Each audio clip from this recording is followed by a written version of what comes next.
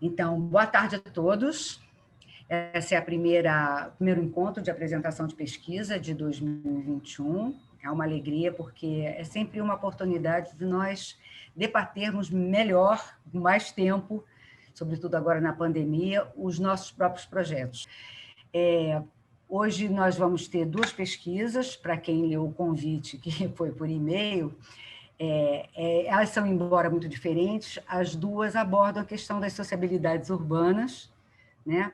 Uma através da música, do Henrique, que vai ser o primeiro a apresentar, e do Alberto, preocupado com a questão da própria cidade, do ponto de vista de um urbanista. E os dois têm uma coisa que eu acho muito interessante, que eu não mencionei lá na chamada, mas que eu faço questão de dizer aqui, é que eles estão diretamente inseridos no próprio objeto de estudo. Então, eu vou passar a palavra primeiro para o Carlos, que é o supervisor, junto comigo, que alegria, do Henrique, e que vai apresentar o Henrique, e depois o Henrique começa a apresentação. Oi, boa tarde, gente. Sou o Carlos, eu coordeno o Laboratório da Palavra, né? Supervisiono, como a Ilana disse, o pós-doutorado do Henrique, né? Eu vou só rapidamente apresentar o Henrique. Né? O Henrique, ele tem uma formação de musicólogo, né? Ele se formou em música, ele é instrumentista e sempre foi muito envolvido no meio do choro, né? Ou melhor, tirou seu sustento a vida inteira da flauta transversal, né? Tocando choro na noite, assim. E, paralelamente, ele tocava uma pesquisa onde ele tentava juntar essas duas coisas, né? Algo que é um pouco complicado do ponto de vista acadêmico, mas ele foi sempre nessa batalha, eu acompanhei essa batalha ao longo desde o mestrado, depois do doutorado e depois no primeiro pós-doutorado que ele fez, esse é o segundo pós-doutorado dele. Ele estudou, ele levantou no doutorado uns manuscritos que o Mário de Andrade deixou sobre a síncopa, né, sobre síncopas, né, anotações que o Mário de Andrade fez e deixou arquivado no envelopinho, assim, né, ele fez um estudo ali detalhado desse trabalho do Mário de Andrade, né?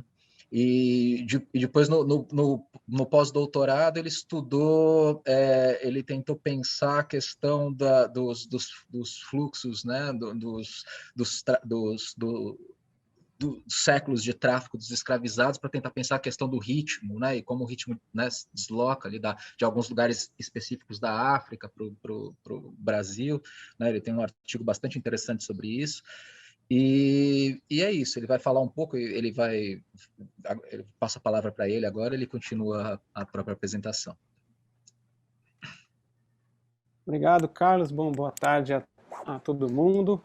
E é isso, né? Eu vou apresentar aqui uma pesquisa que está em processo, né? Ela está em processo, os métodos, está tudo em processo, é uma coisa que eu estou experimentando e eu já estou me encaminhando para alguns lugares que para mim são interessantes e que para mim faz todo sentido se as pessoas que estão envolvidas com esses campos de pesquisa, nos seus próprios campos, né, dizerem se isso é uma coisa que faz sentido ou se é uma viagem completa, né? Então é isso, como o Carlos disse, eu sou do campo da música, músico tocador também, né? Então andei aí pelo mundo do choro, do samba, mas também da música experimental, improvisação, enfim, uma série de músicas aí que me interessam. E olhando do ponto de vista da formação da música na academia, para a gente que faz música brasileira, que trabalha com música brasileira, sempre uma formação meio complicada, porque assim, um autor como Mário de Andrade, por exemplo, ou sei lá, diversos autores importantes da teoria da música brasileira dizem, bom, a música brasileira, seguindo um pouco os caminhos da sociologia, etc., dizem que a música brasileira tem três aquela famosa, aquele famoso mito das 3 raças, né? A música brasileira é formada por uma vertente europeia, por uma vertente africana e uma vertente indígena. Só que na academia todas as nossas aulas são sobre a vertente europeia, né? E aí tem uma ou outra sobre as outras vertentes que dizem. Então fica uma coisa assim meio absurda, porque a gente quando vai tocar de fato, né? Sai para tocar, entra numa roda e começa a tocar, consegue perceber com alguma clareza os traços, as trilhas, as influências, principalmente de músicas africanas, de culturas africanas. Só que isso é pouco falado na musicologia brasileira, né? Nas pessoas que estudam música brasileira, isso é pouco, é muito falado, mas pouco destrinchado, né? Então, uma das coisas que eu comecei a pensar é essa direção. E então eu vou fazer um sobrevoo um pouco rápido dessas coisas todas, né? Como o Carlos lembrou, eu fiz um doutorado sobre um manuscrito do Mário de Andrade chamado Síncopa, em específico a síncopa brasileira, né? E eu fiz esse doutorado porque eu tinha estudado João Gilberto no mestrado, então é um tempão que eu venho estudando isso de um ponto de vista musical, né? Então eu vou tentar fazer um sobrevoo rápido dos problemas e das ideias que eu tive nesse caminho para tentar chegar no ponto da minha pesquisa hoje. Eu espero que isso não leve muito tempo, que seja uma coisa mais ou menos... Vou tentar fazer um voo rápido aqui, porque para mim seria muito importante ouvir a opinião das pessoas e a gente poder conversar sobre isso, né? Para ver se causar esse atrito com o trabalho, para ele poder render mais. Então eu vou fazer uma apresentaçãozinha aqui. Esse é o título do meu projeto aqui no pós-doc do PAC. E bom, é isso, né? Vou começar com esse mapa aqui que está lá no slavevoyages.org, que é um mapa que a gente olhando para isso, esse mapa devia estar em todos os livros de colégio, de educação brasileiras, né? Para a gente entender o tamanho da presença africana na formação da cultura brasileira, né? Ela é muito maior do que, por exemplo, a presença portuguesa. O Alan Castro diz que ele levanta os dados a partir dessa base de dados e diz que desembarcaram por aqui, nesses séculos coloniais aí, mais ou menos 7 vezes mais africanos vindo de todos esses lugares aí, onde as setinhas estão apontando, estão saindo, né, em direção ao Brasil. 7 vezes mais africanos do que portugueses. Isso é uma coisa importante para a gente pensar a cultura brasileira, né? E, em particular, de onde vieram essas pessoas escravizadas e para onde elas foram, né? Claro que isso é uma coisa meio complexa, porque elas saíram de certos portos na África, não significa que elas vieram de lá, elas podem ter vindo do interior do continente, né, de outros lugares, mas foram embarcadas nesses portos. Então essa é uma pesquisa assim gigantesca e que os Slave Voyages faz, né, e esses mapas são realmente incríveis e muito importantes para a gente pensar a cultura brasileira. Então, e aí esses mapas, que é um atlas que eles construíram, vão se especificando, né? Então, por exemplo, aí tem um mapa onde a gente vê do total dos deportados africanos escravizados, de onde eles saíram para chegar na Bahia, para serem desembarcados na Bahia. Então, mais ou menos aí uns 800 mil ali da região da Baía do Benim, e mais ou menos o mesmo número dessa África, que eles chamam de África Centro-Ocidental, né? Angola, enfim, Congo, Porto de Angola. Isso em direção à Bahia. E aí, em direção ao sudeste brasileiro, aqui, Rio de Janeiro, né? Enfim, escravizados que vinham para as fazendas de café em São Paulo também, né? Olha só o tamanho da seta saindo ali de Luanda, Angola, né? Do porto de Luanda, e de Moçambique, do porto de Moçambique também. 95% dos que saíram, né? E chegaram aqui no Sudeste. Então, isso é uma coisa importante para a gente pensar a música, inclusive, né? Pensar, bom, isso dados mais ou menos óbvios, como a gente chama, sei lá, congada, né? Festas populares nossas, congada, Moçambique, samba, coisas assim, ou machixe no choro, né? Coisas que são, assim, criadas no Sudeste, ou muito presentes no Sudeste, tem uma razão de ser, né? Então, bom, e para a música, isso é uma coisa também muito importante, porque determina melhor quais são os traços dessas nossas músicas. Então, olhando para o choro, bom, uma coisa que eu queria falar disso é que como é, então, a presença africana? Quais são as características africanas na música brasileira? São várias, né? Uma das coisas que eu queria colocar aqui é essa comparaçãozinha aqui, quem tiver um pouquinho da teoria musical ocidental vai poder me dizer aí se vê coisas em comum com essas duas representações aí ocidentais.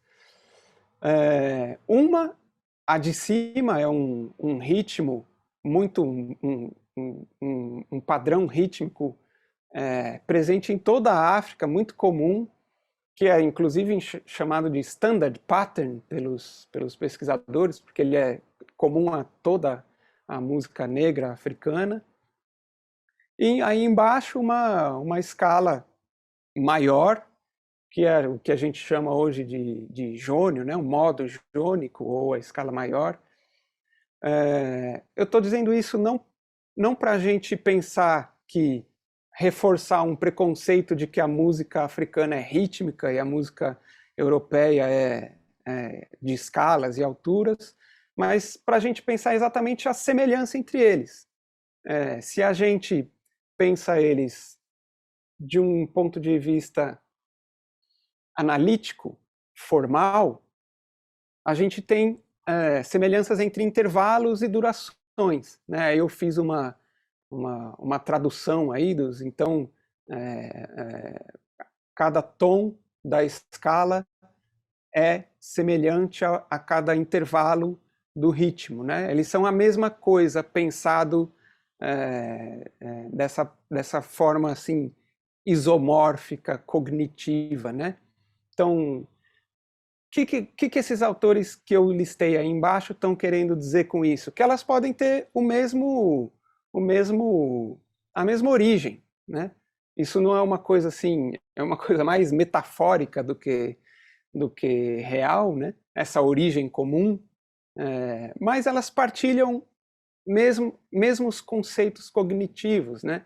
Que essa escala, como esse ritmo, eles podem ter derivado da série harmônica, da realidade física do som, né? Então, uma parte do mundo privilegiou-se ou durante algum tempo olhou-se mais para as alturas, enquanto em outra parte do mundo olhou-se mais para durações e criou-se mais com durações, né? E então aí o standard pattern um pouco, como dizer isso, nas suas camadas, né? Como aqui a gente vê as camadas formantes do som, que é uma coisa mais da teoria do som aí. Aqui são como se fossem as formantes do standard pattern, né? Desse padrão, desse ritmo comum, que é um jeito de estruturar a música africana, né? Então, é um pouco aqui, voltando para a teoria das alturas, né? Como essa teoria das proporções baseia um pouco essa teoria intervalar de consonância e dissonância, né? Então, quanto mais próximo o formante do som fundamental, mais consonante é esse som, né? Então, uma oitava é mais consonante do que uma quinta, que seriam 2/3, que é mais consonante do que uma quarta, que são 3/4, que é mais consonante do que uma terça maior, e assim por diante, né? E isso a gente poderia aplicar ritmicamente também, para as durações. O que eu quero dizer com isso? Não só eu, como todos esses autores estão dizendo, que a gente não deve olhar isso de um ponto de vista preconceituoso, né? De dizer que a música africana é rítmica e que a música europeia é de alturas. Não, elas partilham coisas que são a mesma coisa, são música. E em cada estilo, cada época, você dá ênfase em alguma coisa, né? Hoje a gente sabe que a música de concerto europeia tem uma ênfase no timbre, por exemplo, né? Então, olhar para isso tentar olhar de uma forma musical, né? Tentar não pesar em preconceitos, em lugares comuns. Então aí, só para a gente sair um pouquinho da representação ocidental europeia, né, desse standard pattern africano, aí representações diversas que diversos autores inventaram para tentar escrever esse ritmo, né, fazer uma representação gráfica de um ritmo de durações, né? Então, só para a gente ter ele na mente, não sei se o programa vai cortar aqui a minha tocada desse standard pattern, mas ele é o famoso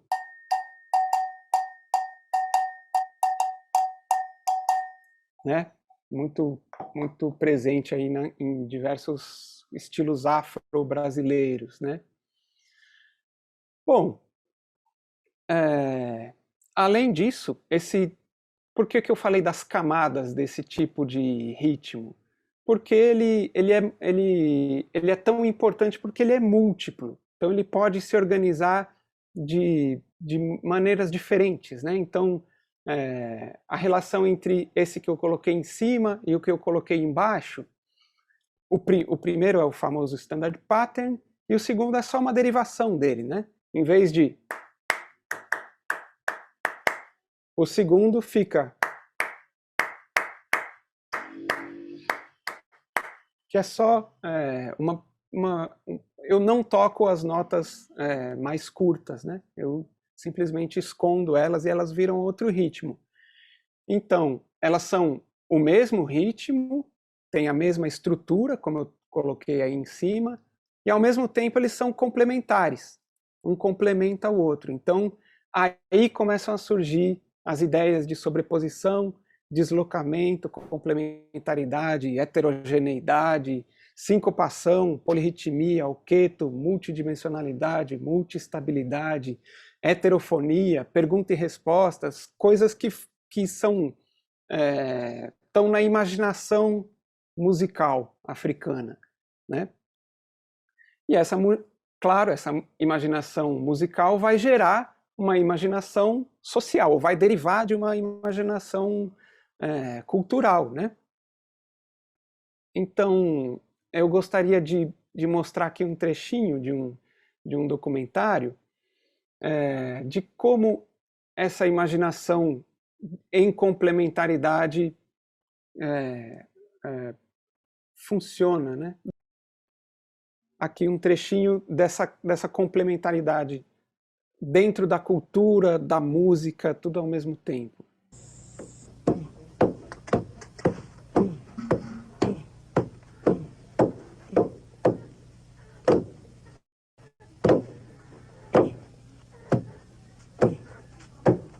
The way that these three women are making fufu, you notice the way that the woman always brings a finger out at the last second.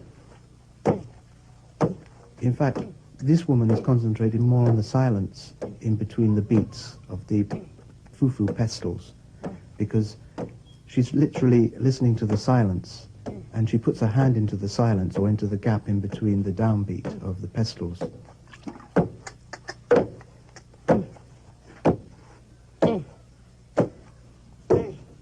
Africans listen to the silence and are as aware of the silence as the sound in music, and use the silence as a dimension in which they can improvise.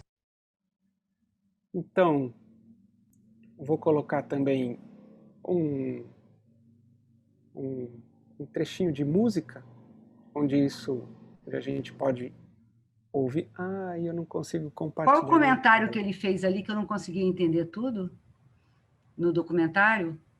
Sobre o silêncio, o que ele diz? Que a pessoa põe a mão ali, isso, na hora do silêncio. Põe a mão entre... Isso, ela põe a mão entre o beat, né? Ou as duas mulheres estão mantendo um ritmo, e a outra mulher coloca... Isso, entra entre esses tempos, né? Porque se entrar junto com o tempo, amassa a mão dela, né? Então, é uma ideia de complementaridade, né? Elas estão trabalhando para fazer o fufu em complementaridade, né? Isso, de uma forma musical... Espera aí que agora eu perdi aqui o meu aqui. Eu vou mostrar essa música aqui. Aqui tem duas representações, né? Uma, a representação assim, é uma música tradicional amadinda, né, do sul de Uganda, onde esse pesquisador, o Gerard Kubik, gravou e fez essa representação. Então, ele transcreveu no modo ocidental, da teoria ocidental, europeia, e embaixo ele fez uma representaçãozinha outra, que é mais esquemática, né, visual, para representar essa ideia de complementaridade. Então, um músico vai estar num lugar, o outro vai entrar tocando em complementaridade a isso, e um terceiro, que ele não colocou aí, vai estar entre os dois. Então, eu vou colocar aqui para a gente ouvir. É uma gravação bem didática, o músico explica antes o que ele está fazendo, o que eles estão fazendo, né? E, bom, dessa forma, estou falando aqui, dando o ouro da música, né? Essa forma meio didática aqui. Mas é isso, tentar ouvir como essa música acontece, estrutura essa música, essa ideia de complementaridade. Então, é isso. Ele vai dizer o que cada músico faz, primeiro. Ele vai dizer, músico 1 faz isso, músico 2 faz isso, e músico 3 faz isso. Depois eles vão tocar todo mundo junto. Kakati, tugenda okuzannya oluyimba olwokusatu luyitibwa Ganga. Buli omu ajja okusooka ekitundu kye, omunazi tandika ekitundu kyo.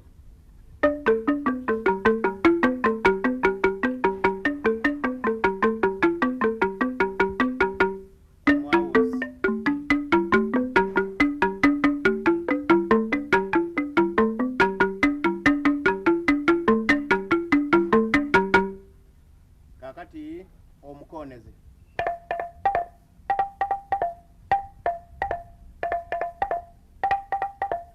Kakati tugenda okugatta awamu oluyimba lwonna.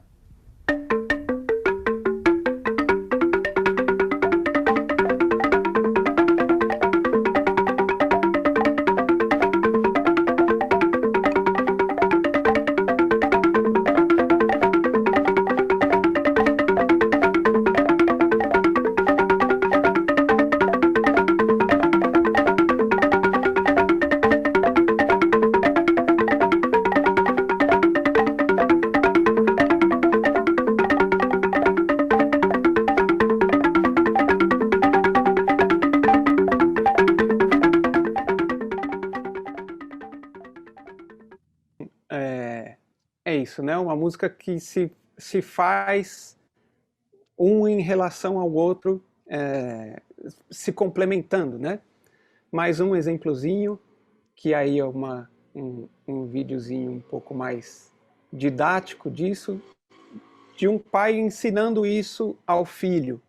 Então, aqui um outro trecho de um outro documentário, que tem esse trechinho do pai ensinando essa complementaridade para o filho dele.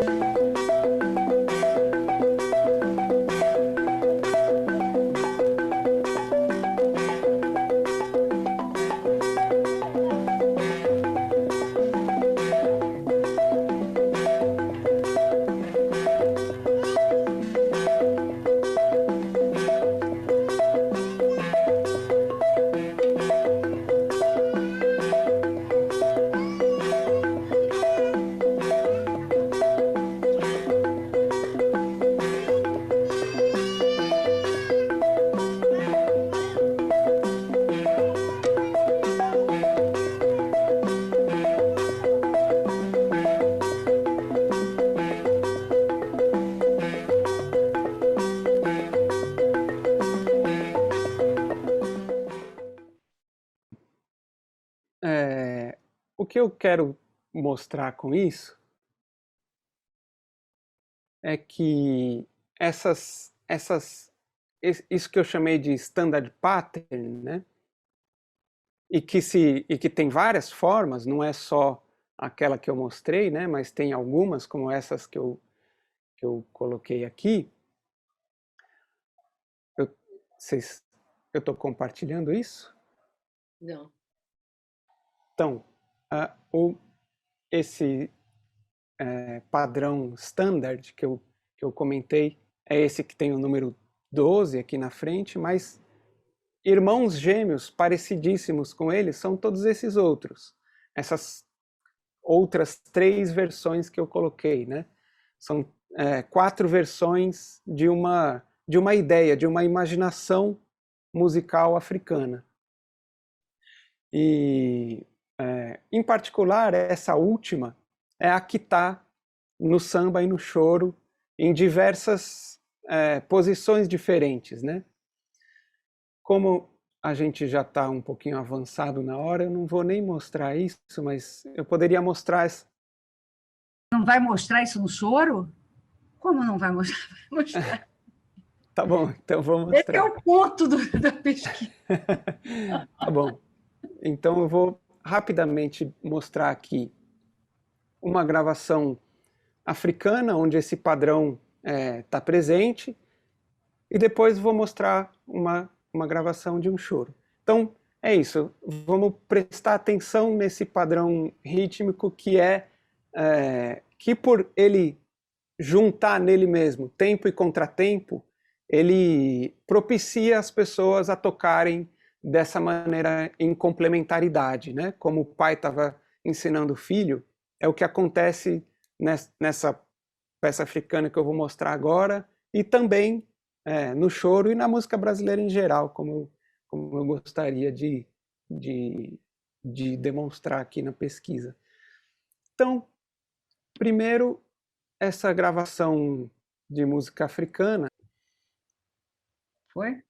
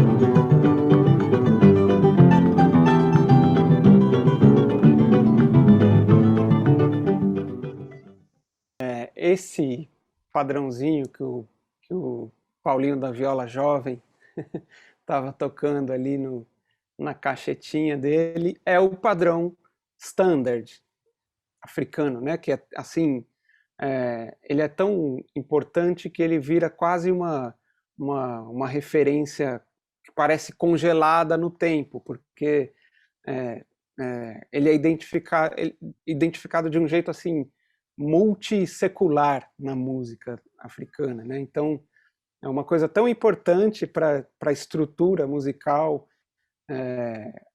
africana que os estudiosos chamam ele de standard pattern, né? E ele está na música brasileira e ele estrutura a música brasileira que para mim é de um jeito central, né? Ele, então, voltando, tentando resumir, ele não é só um ritmo que está lá no meio, mas ele é uma informação essencial para os músicos se encontrarem e se compartilharem um mesmo universo, que é esse universo de tocar junto, né? Tocar um em relação ao outro, então o violão está em relação ao cavaquinho, de um certo jeito, que é guiado por esse padrão. É um padrão o cavaquinho faz exatamente esse padrão, nesse caso, né?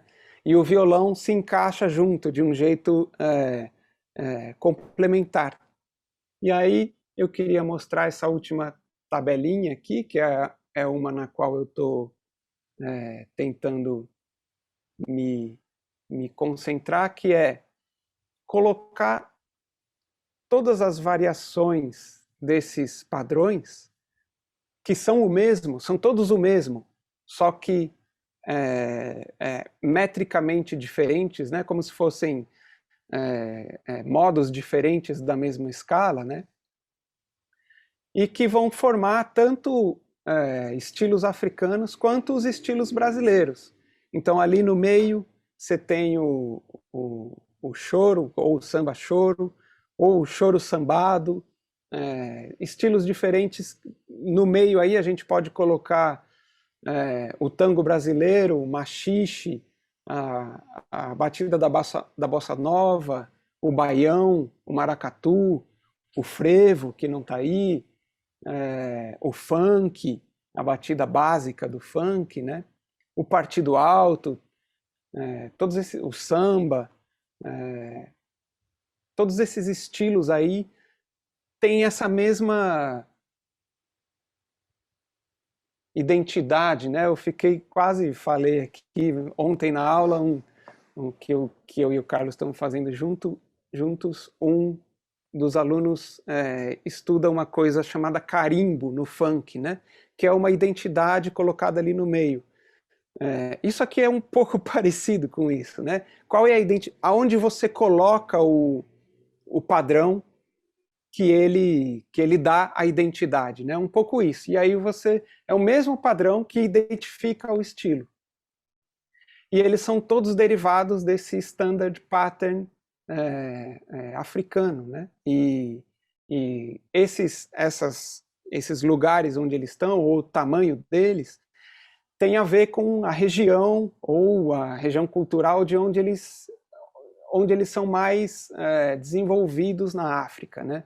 Então esse maiorzinho aí, que são os últimos que eu coloquei aí, são os que vêm originalmente da região centro-ocidental africana, né? E aí eles formam o choro, o samba, o partido alto. Esse um pouquinho menor, que está aí no meio, vem da região ali da Baía do Benin. Então formam os ritmos do candomblé, diversos padrões da música chamada afro-brasileira, né? Enfim, é um pouco isso, tentar montar como uma descrição de um DNA da música brasileira que viria da parte africana, né? Tentar descrever um pouco quais são essas características, essas trilhas, né, que estão marcando os estilos brasileiros, que obviamente vão se modificando, vão se alterando, vão se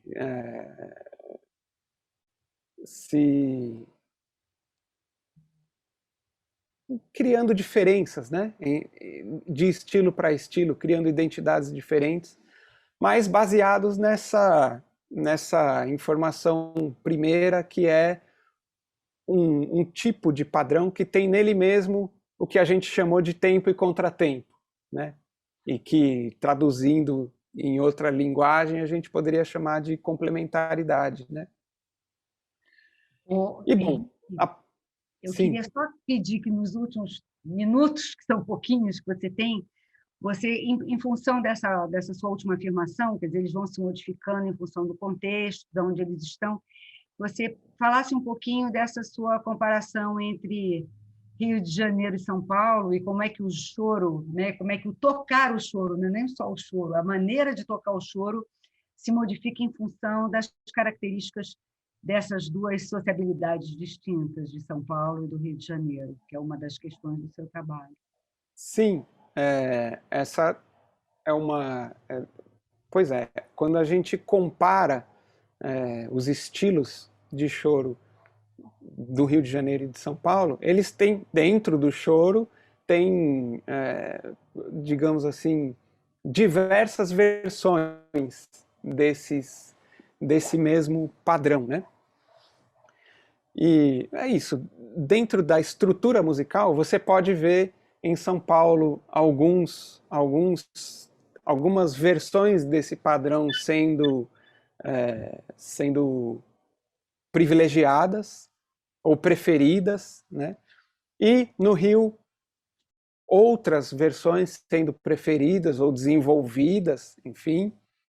Claro que isso varia em relação à época, a um grupo de pessoas que, sei lá, começa a compor um tipo de choro numa certa variante dessa ideia, e em São Paulo, né, uma coisa que acontece, ou no Rio começa a compor coisas numa outra variante, né? Mas que é uma possibilidade desse tipo de abordagem, e outra o quão presente continua a ideia de complementaridade que está na alma desses padrões, ou não. Então, uma das diferenças que se coloca entre o Rio de Janeiro e São Paulo, na prática, na performance do choro, é que os cariocas dizem que os paulistas, o choro tocado pelos paulistas é muito mais individualista, é muito mais ligado à prática de um instrumentista que privilegia a virtuosidade. Então, em São Paulo, o choro se toca mais rápido. Os cariocas falam, não, mas esse choro tocado aqui está muito rápido, ele é um pouco mais devagar. E o pessoal aqui em São Paulo quer tocar rápido mesmo, para privilegiar a parte de virtuose, para ser mais difícil, para tocar mais rápido, para privilegiar o virtuosismo. E aí a parte de complementaridade fica comprometida, talvez, né? Em muitos momentos fica. Porque as pessoas começam a não tocar mais juntas, né?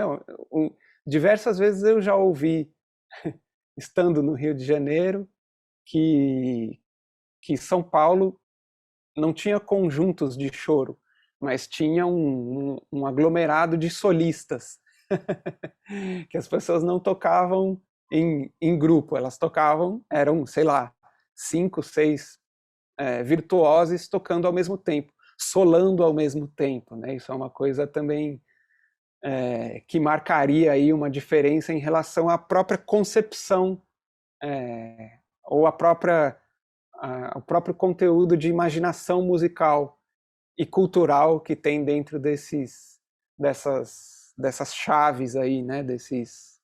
Dessas mensagens na garrafa que são esses padrões aí que estruturam o choro e a música brasileira em geral, né? Bom, é isso, acho que dá essas entrar nesses detalhes é a coisa mais importante da pesquisa, mas essa é a base, né? Então, como eu já falei demais, já são quase 6 horas. Falei muito mais do que eu queria. E você nem fez o merchan, né?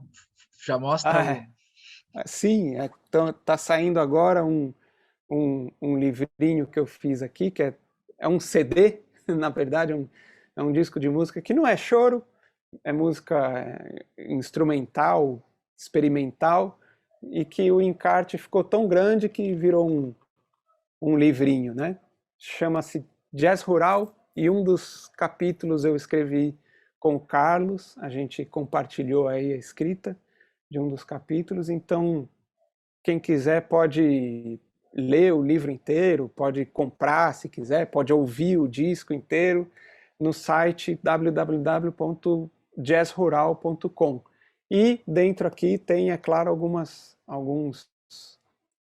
partes desse tipo de pensamento que eu apresentei hoje aqui. Ele é baseado em gravações de campo feitas pelo Mário de Andrade, e a gente compôs música contemporânea em cima dessas gravações, né? Então é uma viagem musical aí que é feita em cima dessas questões que eu coloquei aqui, embora com outra ênfase, né? Com outra ênfase. Mas, enfim, é isso que eu tinha para dizer. E se alguém quiser colocar coisas aí, impressões, para mim seriam muito valiosas. Está desligado o seu microfone, Lana. O que vocês acham? A gente coloca as perguntas agora ou ouve primeiro o Alberto e depois coloca as perguntas para todos? Eu estou aberta a sugestões. Acho que nós, quer dizer. Tem alguns comentários aqui, que é da Alessandra, que eu estou lendo aqui, que diz que é muito interessante pensar temporalidades com sociabilidades e culturas eurocêntricas influenciando os ditames culturais paulistas, essa questão do individualismo, né? Mas, nesse caso, opondo, acho eu, né, Alessandra, você vai me confirmar ou não. Isso, opondo-se à questão do rio que ele ilustrou ali, né? Uma, porque eu estudo bastante essa questão do tempo também, né? O tempo na poesia, e fiquei pensando muito sobre essa engrenagem que foi exposta aí com o exemplo dele. Eu queria te sugerir... Fala, Márcia, eu queria que você falasse... algumas coisas, mas eu não sei se fala agora. Não, então fala, já estamos falando, fala. Pois é. É que eu achei super interessante e me pareceu muito... Você tinha falado a coisa da performance, né? Mas eu acho que é talvez depois, não sei. Mas pensei primeiro se ele tinha lido a Santuza Naves, se você já teve o livro dela, né? E tem a Simone também, do B, que também tem duas antropólogas, né? E uma coisa que eu achei agora no final, você falando, eu achei muito parecida a discussão dessa coisa africana e brasileira da música, e lá já sabe o que eu vou falar, com a questão da religião afro, do candomblé, da Umbanda, que também seria interessante, Henrique, você pegar alguma coisa dessa discussão, porque tem também isso, né? O que seria o candomblé, que é uma discussão da década de 70, da década de 80, e que já foi muito discutida, que era a questão da autenticidade, né, do candomblé africano baiano, né? Que a Bahia teria muito mais a ver do que o que foi levado depois para o Rio e para São Paulo, né? E outros, em Minas, etc. Então, acho que se fizesse um paralelo, se você quiser, depois eu posso mandar pela Ilana alguns textos que discutem isso, que ficaria bem legal, quer dizer, que é exatamente um ponto sobre a questão da autenticidade, né? Que o que é mais africano, e eu acho que com a música e com essa questão disso tudo que você falou, fica muito interessante fazer essa comparação, né?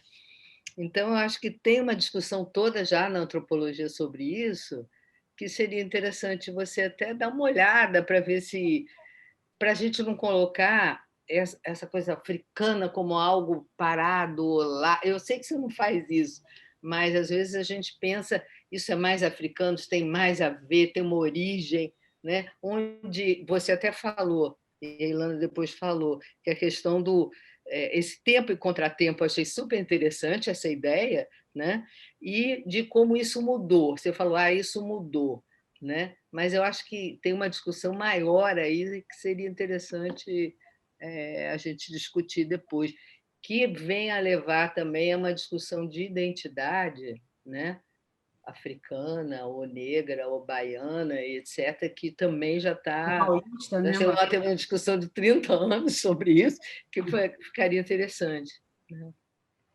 Outra coisa que eu me lembrei, Márcia, que eu achei que você ia mencionar, é que essa questão dessas duas vertentes, mais individualista e mais complementar, é uma discussão que o Ricardo Benzaquem, que é um historiador que já não está mais conosco, mas que foi muito nosso amigo próximo, discute no futebol. Né? Que é essa coisa de você ter um time ou de você ter estrelas. Né? E ele fala disso, eu vou te mandar também essa referência, porque, claro, que não é uma comparação direta, mas é uma questão de lógica de comportamento, né? Duas lógicas de comportamento que estão presentes na sociedade e que se expressam em contextos diferentes e de formas diferentes. Né? Acho que vale a pena. Também. Então, Márcia, depois você entra em contato com o Henrique, tá? E Henrique aí a questão da performance depende do que ele estiver pensando. Aí, como ele não colocou agora, que seria como as pessoas. Eu acho que só no final, né, Henrique? Quando você fala São Paulo e Rio, aí já cai numa questão de performance também, que seria interessante a gente discutir. Eu falei nisso porque, como ele está entrevistando músicos, né, de choro, chorões lá e cá, e gravando, inclusive, vai fazer outros livrinhos desse tipo, que provavelmente vão ter mais texto do que ele estava imaginando, eu acho que ele vai cair na questão da performance. Por causa das entrevistas, ele vai... Não tem como. Enfim. Eu acho que são essas as questões mais, enfim, questões importantes aí, mas tem um pouco isso nessa pesquisa que eu estou fazendo, que é o que de fato continua sendo africano, né? Que é um tipo de imaginação cultural que se cristaliza em um padrão musical, em uma engrenagem, como alguém disse, né? Que não muda, que continua lá, que a gente ainda ouve quando a gente vai numa roda de choro, sempre ouviu, eu sempre ouvi, ou quando a gente ouve uma gravação africana histórica, a gente ouve também muito parecido, né? Uma coisa que ainda que a gente não pense, é uma posição difícil, né? Mas a gente não pensa a cultura como uma coisa congelada. Uhum. Mas essa engrenagem, ela é tão presente há tanto tempo que ela é quase, ela tende a isso, né? A gente tende a pensar, bom, mas por que essa coisa está aí há tanto tempo, né? E para mim, sei lá, eu penso nessa chave, que é um tipo de imaginação cultural que existe e é desenvolvida e às vezes está menos presente, às vezes está mais. Ok. Só para complementar, não sei se... eu me interessei muito pelo exemplo, aquele que você estava trazendo, Rio-São Paulo, porque puxa muito o que eu tenho visto nas epistemologias do Sul, né? Então é mais da área da sociologia, e não tanto da performance no sentido da antropologia.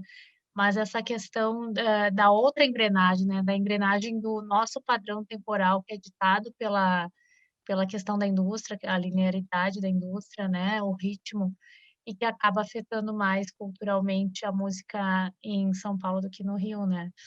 Então, essa provocação também de pensar o que é estrutural da música africana e como essas outras culturas vão afetando o seu ritmo, né? Eu acho bem importante, porque nas epistemologias do Sul a gente considera também uma retomada, né, da noção de outras temporalidades possíveis, né? A questão do valor do tempo, né, do tempo do bem viver, um tempo que a gente possa usufruir sem ser um tempo trocado por mercadoria, né, que vale às vezes muito menos do que o próprio tempo. Então, por isso que me inspirou bastante teu trabalho. Parabéns, Henrique.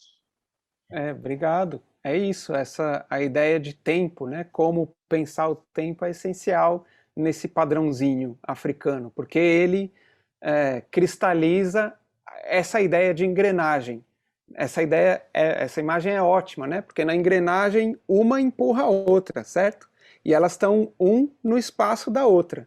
Então uma depende da outra para acontecer, né? Então uma engrenagem é uma bela imagem para esse tipo de concepção de tempo, né? Essas coisas elas só acontecem se elas estiverem juntas. Se uma engrenagem se desprender da outra, aí elas não funcionam mais, né? E aí começa um outro tipo de digamos assim, sei lá, de concepção da cultura, né? Um outro tipo de subjetividade que não se pensa mais como conectado ao outro, né? De uma forma complementar. Se pensa mais na chave da individualidade, né? E aí dizer que, sei lá, como ficou meio parecendo aqui a minha fala, de que no Rio é engrenagem, em São Paulo é individualismo. Não é isso, claro, né? Mas a cultura brasileira ela é formada por essas coisas, como, enfim, acho que no mundo inteiro isso tende ora mais para um lado e ora mais para o outro, e acho que com certeza essa ideia de um sei lá, de uma cultura industrial tem mais a ver com o caminho de um individualismo e pensar-se não na engrenagem, né? Pensar numa outra direção. Obrigada, Henrique, super obrigada. Sempre ficam muitas questões para serem pensadas. Se a gente poderia ficar, né, se correspondendo durante muito tempo em cima de questões que vão surgindo na medida que a gente vai falando. Mas hoje vou passar agora a palavra para o Alberto, que vai nos falar de outras engrenagens, né, Alberto? Você está sem som. Liga o teu som. Elô está aí? Estão ouvindo agora? Elô ainda está aí? Estou. Elô, então faz uma breve apresentaçãozinha do Alberto. Sim, o Alberto é arquiteto, o Alberto é um ativista brabo pela causa do meio ambiente aqui em Búzios, e pelo urbanismo também, né, Alberto? E esse projeto nasceu um pouco desse cruzamento, né? Da arquitetura, do urbanismo, do ativismo e do pensamento acadêmico. Ele havia feito um doutorado no ProURB. Foi doutorado? Foi, né? Foi doutorado no ProURB. Sobre mobilidade em cidades turísticas, enfim, sobre a cidade aqui onde eu moro, né? Búzios. Nós estamos morando. Eu vou pedir a Estela para abrir assim, porque eu fiz uma sequência de explicações sobre o que acontece aqui na cidade. A Estela vai colocar, se puder colocar, pode. Bom, isso é. Vocês estão vendo o compartilhamento? Sim. Okay. Abre um pouquinho, você consegue aumentar um pouquinho? Isso aqui é a armação dos Búzios. Na verdade, a proposta tem a ver com a delícia de 20 anos aqui, pode passar aqui. Beleza. Então, a vivência aqui de estar sempre... Eu fiz a primeira lei de uso do solo do município, fiz plano de manejo de águas, de criação de parques urbanos e tal. E desenvolvi depois com 3 colegas, eu trabalho na prefeitura também, além de ser arquiteto de arquitetura, trabalho muito focado em urbanismo, e fizemos um plano de mobilidade para a cidade, antes ainda da obrigatoriedade federal de se fazer plano de mobilidade. E quando houve a obrigatoriedade, pode passar, por favor, Estela, o próximo slide?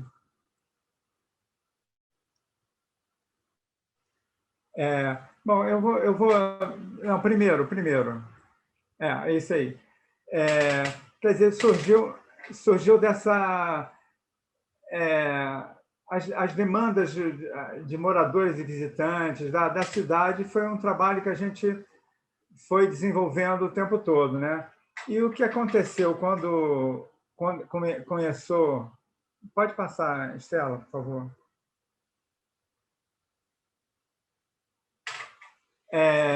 Quando começou o plano de mobilidade, a gente foi submetido à dominação política, à sociedade, né? A cultura social daqui, do país, de cada cidade, de cada lugar. A gente fica submetido, a gente fez muita contestação, 500 assinaturas, mas a dificuldade de fazer as coisas acontecerem como seria interessante para a cidade tem a ver com a dominação política, né? Então, a ideia desse roteiro foi justamente reelaborar o que aconteceu com a cidade. Esse plano de mobilidade foi um processo que aconteceu e que ele favoreceu apenas a estrutura de transporte da empresa de transporte. E aí a ideia desse roteiro é reinventar os comportamentos das pessoas, as subjetividades, a maneira dentro das instituições, dentro da cidade, e imaginando um cenário diferente, mais colaborativo e mais democrático, né? Isso é uma cidade pequena, a gente conhece todo mundo, né? Todo mundo se conhece, os políticos, os vereadores, os gestores públicos, né? Uma outra coisa, pode passar, por favor, Estela.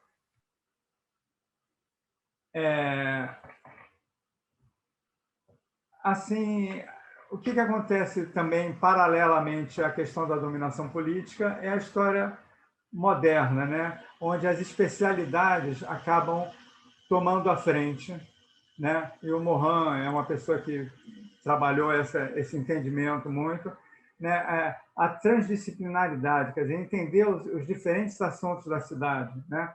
A questão da mobilidade, que tem a ver com a questão da própria natureza, e as instituições burocratizadas pegam o técnico de transporte que ele não entende o funcionamento da cidade e ele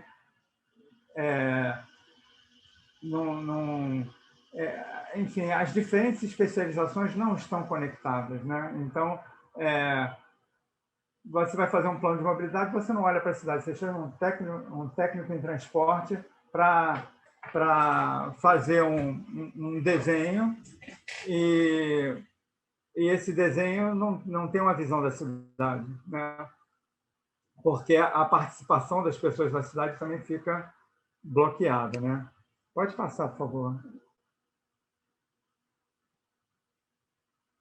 Então, quer dizer, uma gestão de uma cidade, a gente conhece e vive muito dentro, é submetido à dominação da política, aos interesses comerciais, né?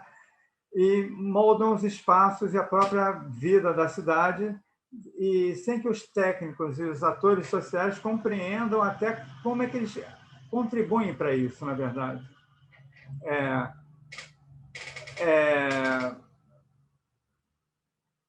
A Wangari, da Nigéria, né? desenvolver um programa de educação para a cidadania, a partir de plantio de árvores e tal. Quer dizer, esse tipo de movimento é uma necessidade que a gente tem dificuldade. Então, a ideia de fazer esse roteiro é uma imaginação de uma sociedade se comportando de uma maneira diferente do que a gente se comporta, né? O nosso cotidiano é uma cidade que está se degradando, se deteriorando, apesar de ter um potencial fantástico, né? Pode passar, por favor.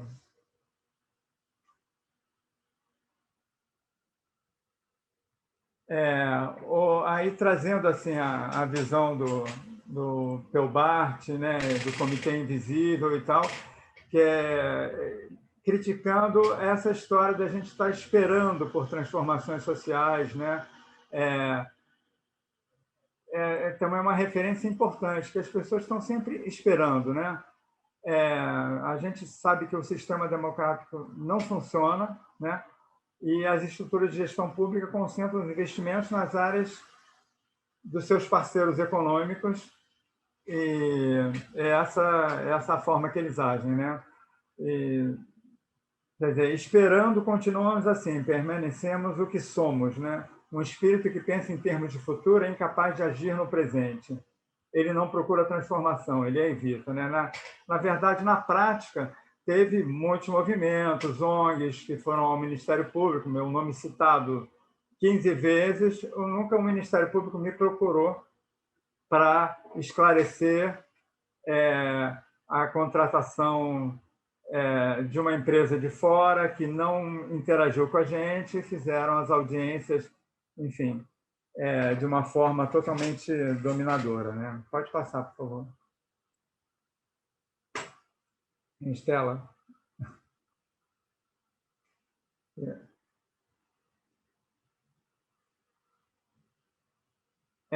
Então, o desejo de transformar a realidade urbana mesmo, né?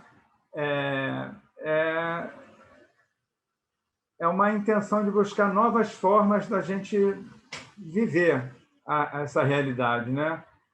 Questionando e superando o instituído, buscando transformar, né?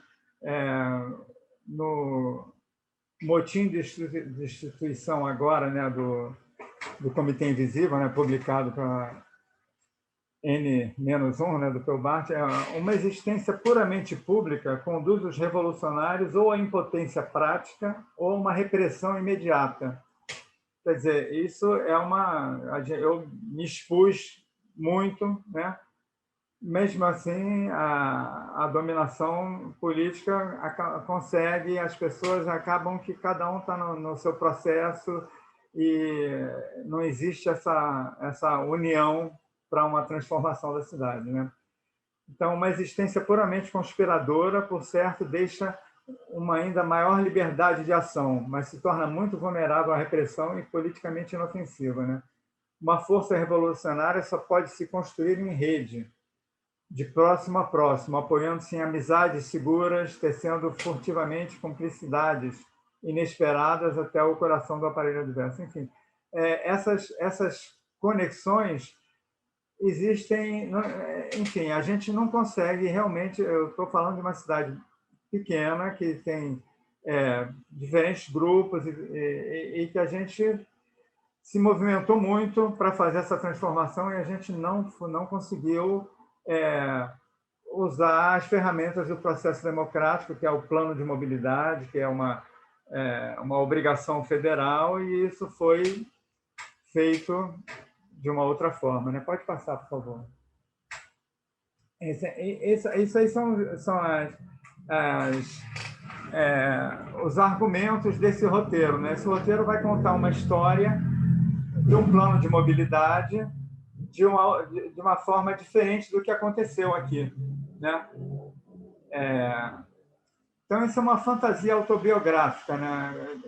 Da minha experiência, da minha vivência aqui na cidade, busca ampliar o entendimento sobre a nossa cultura social, né? Que gera problemas graves para a cidade, né?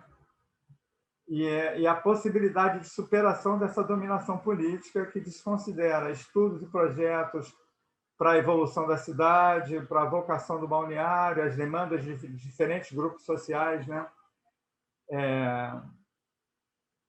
Esse argumento foi produzido no doutorado sobre mobilidade em urbanizações turísticas, né, que eu fiz aí na UFRJ também. A questão do moderno, da modernidade também, né, da colonialidade, né? A gente tem uma cidade que tem diferentes... eu estou aqui há 40 anos, né? Então, por exemplo, a área da Rasa era só... Eu ia para lá, eu tinha uma amiga que fazia entalhes, negra, que tinha a idade da minha mãe, eu fazia entalhes com ela aqui, com 15 anos, 18 anos também, e a gente ia para a Rasa, e a Rasa não tinha um branco lá, e é um quilombo hoje, né? E era um lugar onde as pessoas, os navios negreiros cruzavam aqui, então a Rasa é um lugar que é tratado como um quilombo ainda, né? É um lugar sem valorização urbanística, né? Totalmente diferenciado, apesar da desqualidade também dessa área mais favorável aos moradores e aos turistas, né? É sempre fechado, bloqueado os condomínios, né? E isso contribui para a dificuldade da mobilidade, dos encontros nos espaços urbanos, né? Então, é uma cidade já totalmente segregada e dividida, né?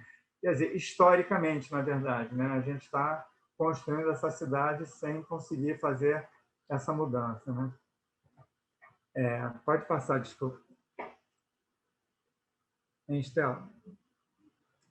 Então, ainda o Comitê Invisível, né? Um outro livro desse comitê, que uma insurreição pode estourar a qualquer momento, por qualquer motivo, em qualquer lugar e levar não importa onde, né? Então, existem esses movimentos aqui, existe uma cidade-biblioteca onde se discute muita coisa, existem grupos que discutem, eu faço parte de muitos desses grupos, e a ideia até desse roteiro é trabalhar com pessoas da cidade para trazer essa discussão sobre a cidade aqui, né? A gente influenciar as práticas de gestão pública, né? Pode passar, por favor, Estela.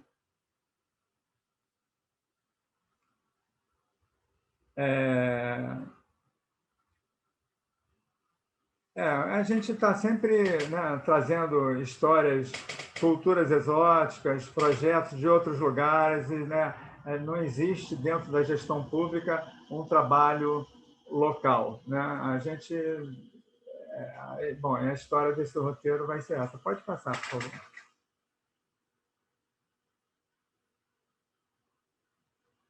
E a espera, né, de uma sociedade diferente, de uma sociedade... essa espera, né, a visão utópica de uma espera, na verdade, tem a ver com medo dos riscos da mudança agora, né? As pessoas realmente ficam submetidas a dominação política, ou então ficam buscando um ideal onde não vai ter mais pobres nem ricos e tudo mais e tal, em vez de trabalhar o cotidiano da cidade, né? A partir dos conselhos municipais, a partir das possibilidades de mudança, né?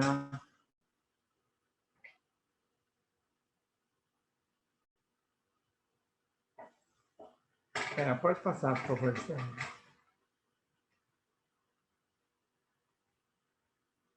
Claro que os planos urbanísticos que eu já desenvolvi e com diversos grupos aqui dentro da prefeitura não são a solução para os problemas, né? Mas elas possibilitam que as pessoas ocupem esses espaços na sociedade, né? Mas esses planos, eles só acontecem se houver uma participação da sociedade nessa estrutura, né? Então, essa é a ideia do roteiro, né?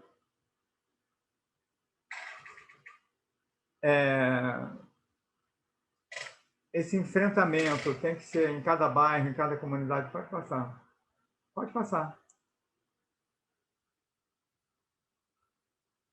Então, essa ideia do roteiro mescla um gênero de documentário com uma ficção, na verdade, né? Quer dizer, o documentário seria retratar o que aconteceu. E aí a gente está sempre ameaçado, inclusive, por contestar e citar cada pessoa, né? E, na verdade, a ideia é criar, imaginar a nossa sociedade tendo uma participação mais pujante nesse plano de mobilidade do que a gente conseguiu ter e confrontar os esquemas das empresas de ônibus e os desejos das classes dominantes também de se fechar em condomínios, em bairros inacessíveis, né? Onde a cidade fica cada vez menos participativa, né? O Botelho, que faz parte aqui do PAC, né? Eu trouxe ideias importantes dele também, né? Que as forças que comandam a dominação política trabalham de uma forma pessoal e psicológica, né? Influenciando comportamentos, aplicando a força mesmo, né? Intimidando aqueles que estão no caminho do esclarecimento, né? Essa dominação se impõe através de uma rede de solidariedade, envolvendo atores sociais de diferentes classes, na verdade, para atender esses grupos e pessoas que estão, mesmo a pessoa menos favorecida, ela faz parte, ela consegue um trabalho através do vereador, consegue, então, é uma dominação política realmente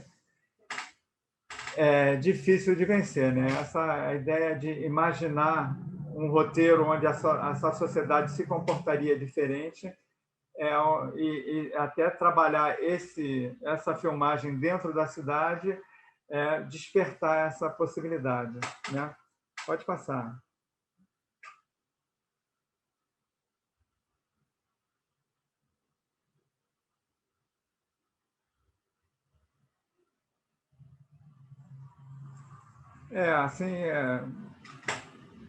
Trazendo a visão do Alain Resnais, né, que essas realidades imaginadas nesse roteiro que está sendo desenvolvido não estão presas às memórias dos acontecimentos, né? O Resnais coloca em um momento num livro sobre ele, né, que ele sempre protestei contra a palavra memória, mas não contra a palavra imaginário, nem contra a palavra consciência, que é importantíssima, né? O imaginário tem um papel considerável em nossa vida e me parece, de qualquer maneira, ser um tema ideal para o cinema, né? Então, essa ideia do roteiro, que é um outro movimento que eu vou apresentar, é para mostrar as pessoas se comportando de uma forma diferente do que se comportaram nesse processo do plano de mobilidade. Pode passar, por favor.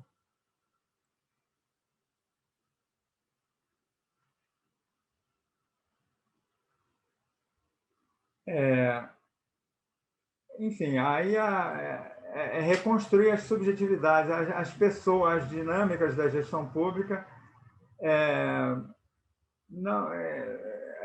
assim, sendo pressionadas por um enfrentamento não ideológico, assim, né, mas propondo realizações concretas, reestruturação dos espaços de uso público, né, pensando nos cenários futuros, uma evolução desejada, né.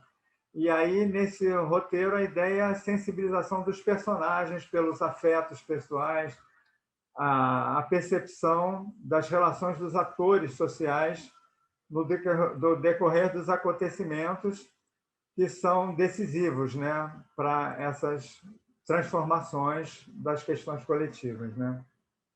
Então, ampliar e aprofundar a visibilidade dessas questões através do cinema envolve a arte como a criação de um espaço político, né? Reconhecendo, claro, a dimensão conflitual desse espaço. Pode passar, por favor. Estela. Obrigado. Uma coisa importante é que as práticas urbanas, das especializações técnicas, né, elas não permitem a gente olhar a questão social, né? As ideias se infiltram sobre as cidades, vão sendo vendidas, colocadas, né? E tornam rasas as leituras dos acontecimentos pela mídia política, né? Por isso, o movimento cultural precisa sair do senso comum para construir uma nova ordem intelectual, né?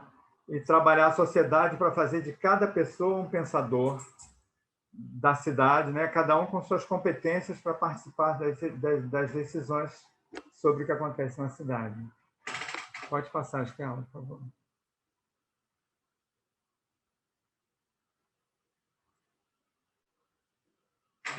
É engraçado, não tinha visto essa colocada assim. Enfim, Gramsci e Marx afirmam que é a realidade social que cria as ideologias, né? Não as ideologias que vão transformar a realidade social, né? Então, é a ativação, né? É a produção, é o ativismo que pode modificar a realidade social, né? Essa é a ideia do roteiro. Pode passar, por favor.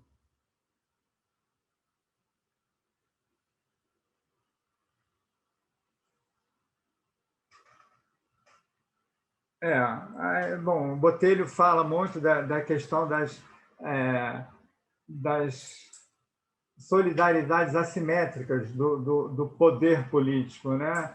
Então, o cara que é um vereador, ele coloca pessoas em diferentes trabalhos, dá vantagens para muitos e acaba vedando, né? Vetando a possibilidade das pessoas visualizarem oportunidades e benefícios para o seu grupo social e até para eles mesmos, né? E a pessoa fica comprometida com aquela dominação e com aquela visão pequena da cidade, né?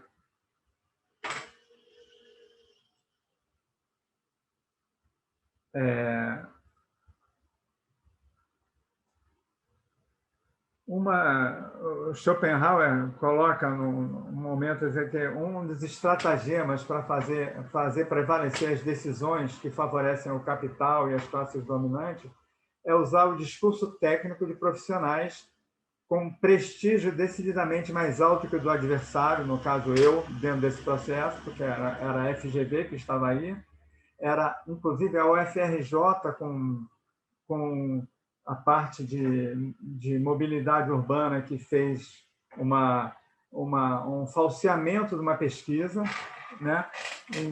Isso é uma coisa que está relatada na história do roteiro,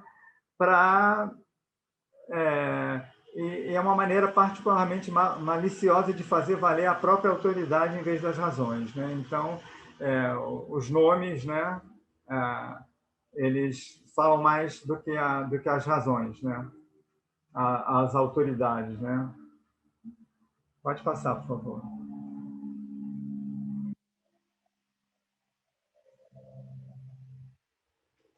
Bom, e aí a narrativa desse roteiro é a mudança de subjetividades coletivas, né, que são despertadas pelos afetos interclasses, inclusive, né, e que vai criando esse movimento, né? Bom, pode passar, vamos, senão nosso tempo também vai.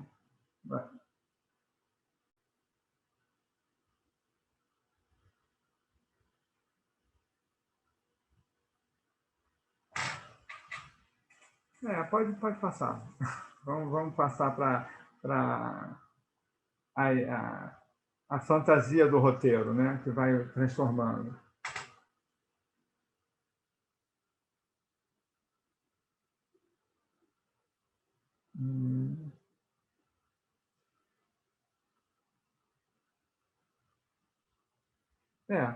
São coisas que já foram comentadas aí. Sobre a possibilidade do engajamento das pessoas para viabilizar planos e projetos no sentido de melhorar, né? Eu continuo vivendo dentro da estrutura da prefeitura, que tem um bairro inteiro com um projeto desde 2015 e continua sendo visões assim muito compartimentadas, né? De protocolos. Então, a visão das demandas da sociedade, das demandas da cidade, são ocultadas pelo especialista que fala só da drenagem, o outro que fala de coisas e não do sistema natural, das lagoas que existem, né? Então, na verdade, essa visão holística é uma coisa que está fora do contexto da estrutura pública, né? Pode passar, por favor, Estela. Bom, é isso. Na verdade, eu acho que eu passei uma outra... Eu ia até falar assim que a transdisciplinaridade, que é fundamental para a gestão da cidade, das diferentes áreas, ela é entendida como indisciplina, né? As instituições burocráticas, elas rejeitam essa visão holística, né? Elas consideram que não é científica, né? E a gente precisa reconhecer que a ciência, né? Ou as técnicas, né? Elas têm que estar conectadas, né? Com outros campos de conhecimento para refletir sobre outros saberes, né? Então, a questão da mobilidade foi tratada dessa forma, né? Vou te pedir para colocar a descrição do roteiro, né? Que são 30 movimentos. Eu vou passar muito rápido para a gente poder... Eu quero ouvir a ideia de vocês, né? Isso aqui é a península, e aqui, por exemplo, dessa praia lá no final, que cruzava ali pela parte continental do município, era o caminho dos escravos, e essa parte lá, fora da península, é uma parte muito... Toda a parte fora da península é tratada de uma maneira muito... desconsiderando as demandas mesmo básicas, né, do lugar, né? Pode passar, então. Então, a ideia assim, do roteiro tem uma advogada que fez um restaurante no centro da cidade com um italiano. Ela tá saindo da casa dela no final da tarde para ir ao restaurante, e ela cai num buraco, sai para o acostamento, quase atropela. Pode passar. Quase atropela uma professora que está pedalando, que é negra, moradora da Rasa, e bom, elas se relacionam, trocam e tal, e essa advogada, essa Lúcia, ela pega uma van para ir para o centro da cidade.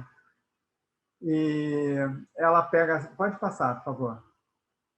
Aí ela pega essa van, e ela nunca pegou uma van, como muita gente aqui nunca pegou uma van, que anda de carro, né? Apesar dos engarrafamentos. E ela pega essa van e começa a ver que o motorista da van, ele está discutindo com o dono da van, que tem 3 vans, que não é de fato uma cooperativa, que eles não atendem realmente a cidade, e vai conversando com outras pessoas e tal, e vai chegando lá nesse restaurante. Pode passar. São 30, a gente tem que andar rápido para poder conversar depois. Aí ela chega no restaurante da van, chegou e começa a conversar com o chefe, que é o sócio dela, e conta o que aconteceu, conta a história da van, que surpreende a ela, né, como é que funciona e tal. E um garçom do restaurante deles mostra no jornal local que tem um convite, que tem um anúncio da audiência pública sobre o plano de mobilidade, que que é uma coisa que está acontecendo no país inteiro agora. Poucas cidades fizeram o plano de mobilidade ainda, né? Isso foi vivenciado aqui porque as pessoas querem receber dinheiro. Tem muita coisa para contar sobre isso, mas eu acho que a gente não vai ter tempo para isso.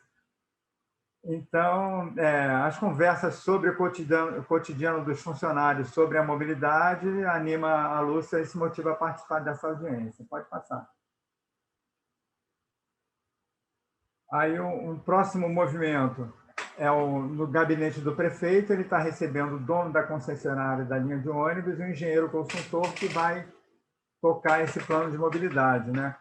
Eles estão sentados em volta de uma mesa, depois chega a secretária e com o seu assessor, e o assessor dela fala: bom, tem um pessoal na prefeitura que já fez esse trabalho, eles estão querendo apresentar o plano deles, agora que a mobilidade virou a bola da vez, né? E a secretária fala: bom, nós já passamos os olhos nesse plano, esse trabalho é coisa de amadores, não atende aos requisitos, o prestígio da empresa contratada que dará credibilidade ao plano, e as reclamações da comunidade eu sei como manobrar. Bom, é a visão dela, né? Da secretária, que é a secretária política, né? Pode passar. Aí, nesse sexto, bom, aconteceu, aí nesse sexto movimento está numa boate da cidade. Essa Lúcia, que é do restaurante, ela encontra o arquiteto que ela já conhece, que trabalha na prefeitura, eles têm amigos comuns, dançam e tal, e saem para o terraço para bater um papo, e ela já fala dessa audiência, e o Gustavo fala das dificuldades todas que já estão acontecendo dentro da estrutura da prefeitura, né? Pode passar. Andar rápido, assim, é só a ideia de como vai acontecendo. Elas marcam um encontro no final de tarde no cinema. A Lúcia fala do acidente da professora e do contato que ela já tem com ela e dessa possibilidade de mobilizar as pessoas sobre essa história, né? E o Gustavo fala que teve uma reunião com os engenheiros de trânsito que impuseram protocolos genéricos para o plano, sem interesse em visualizar a cidade nem as demandas da cidade, né? E a Lúcia fala do encontro com a Renata e motiva esses diferentes, a mobilização de pessoas diferentes para participar dessa audiência. Pode passar, por favor. Aí depois tem uma reunião na Secretaria de Planejamento, né? A secretária está numa sala dela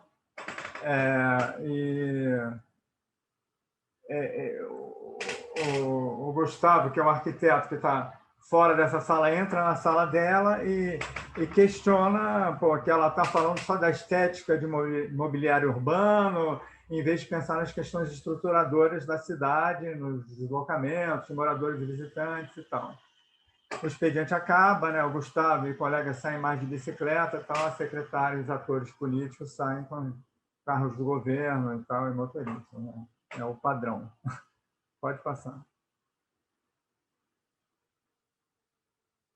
Aí depois tem uma reunião numa sala da universidade, onde foi feita uma pesquisa. Isso foi concreto, foi uma pesquisa feita, inclusive, na UFRJ.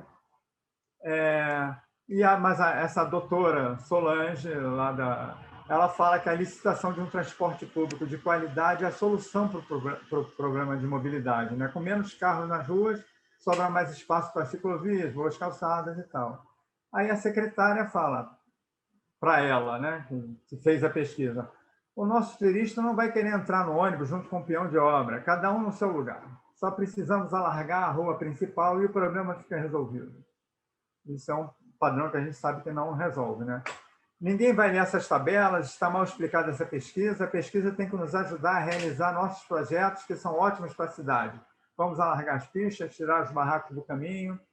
Eu vou adiante, o próximo slide. Estela, por favor.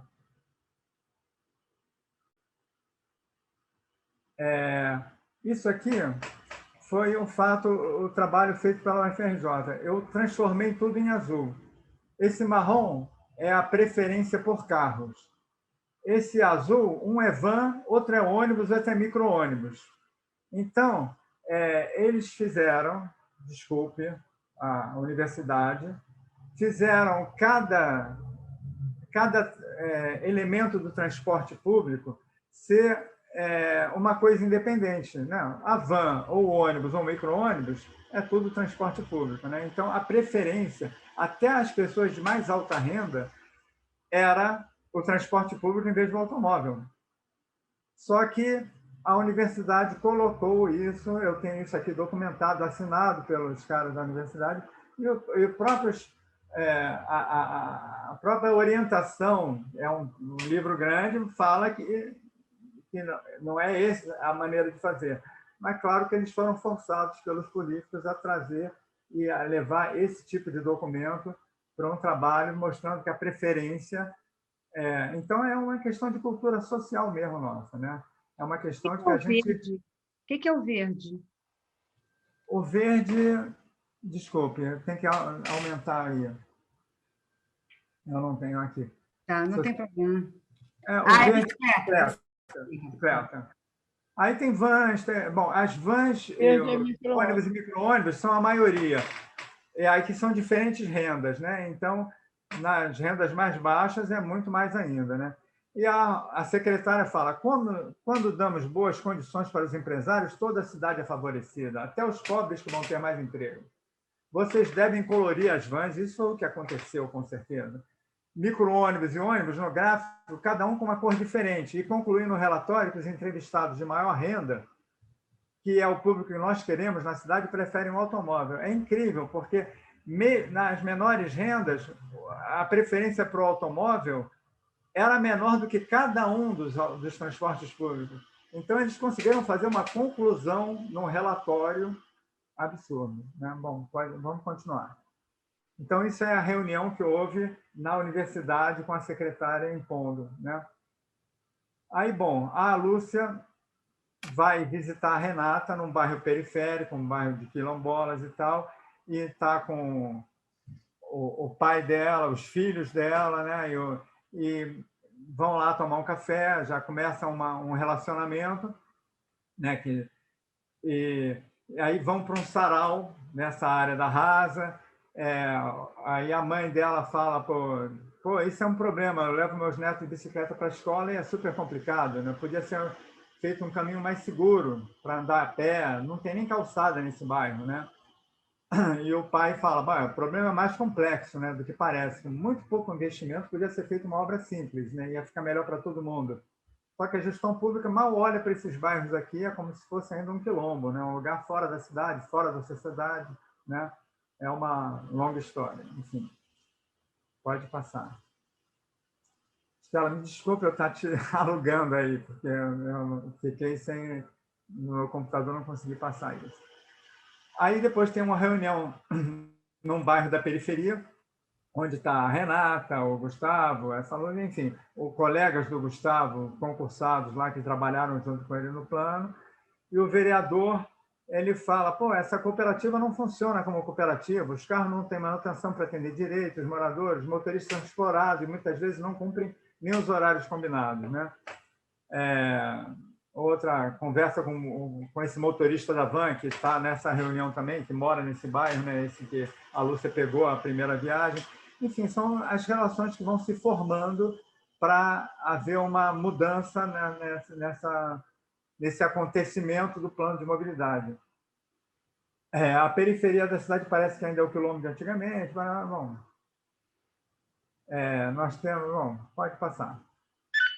Não posso parar em cada... Bom, o Rubinho fala, a gente tem que montar uma cooperativa de verdade, que trabalha em parceria e tal, e a Lúcia, que é advogada, né, tem essa visão, fala que, se a receita das vans fosse rateada, ia ser realmente uma cooperativa, os horários mais vazios, as pessoas iam ganhar igual os que trabalham nos horários mais lotados, né? Enfim, é uma maneira, e vocês das vans podem concorrer a essa licitação, mas uma cooperativa de verdade, né? E ter micro-ônibus em vez de vans, né? Que são desconfortáveis, que não cabe para o turista, né? Bom, pode passar.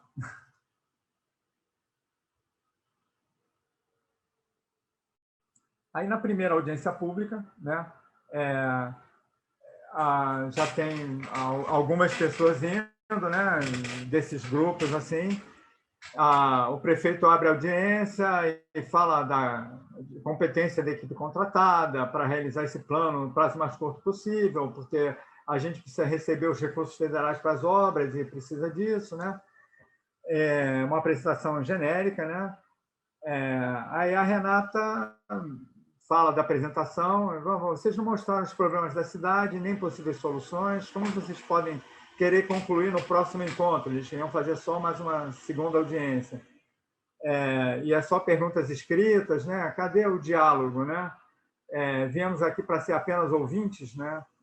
E aí o Gustavo, que no caso foi o que eu vivenciei aqui, porque eu conhecia todo mundo das cooperativas também, porque houve uma omissão no número de passageiros, que não tem total.